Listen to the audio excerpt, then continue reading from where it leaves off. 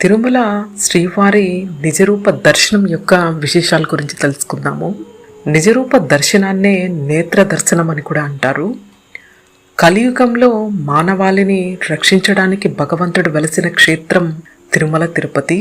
కలియుగ వైకుంఠంలో కొలువై పూజలను అందుకుంటున్న వెంకన్నను దర్శించుకోవడానికి తపించే భక్తులకు వారంలో ఒకరోజు మాత్రమే శ్రీవారి నిజరూప దర్శన భాగ్యం. శ్రీవారు గురువారం రోజున ఎటువంటి ఆభరణాలు లేకుండా నిజరూప దర్శనమిస్తారు.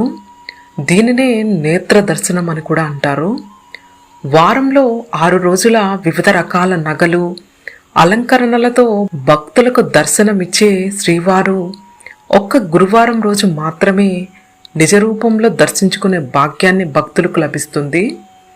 ప్రతి గురువారం వేకువజామున 2వ అర్చన తర్వాత శ్రీవారి మూల విరాట్ను ఎటువంటి అలంకారాలు, ఆభరణాలు లేకుండా నిరాడంబరంగా నిజరూపంతో భక్తులకు దర్శనమిస్తారు.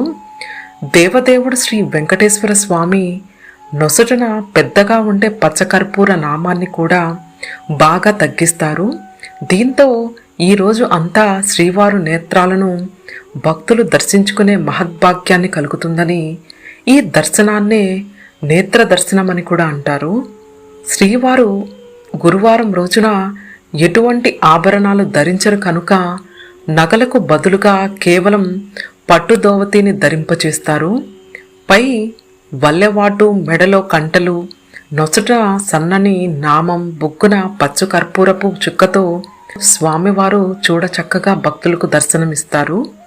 శ్రీవారి కిరీటాన్ని తీసి తలకు చుట్టూ సొగసుగా పట్టు వస్త్రాన్ని తలపాగాగా చుడతారు. గురువారం పరివీటం, పరినేష్టనం, నగుమోముతో దేదీప్యమానంగా భక్తులకు దర్శనమిస్తారు స్వామివారు.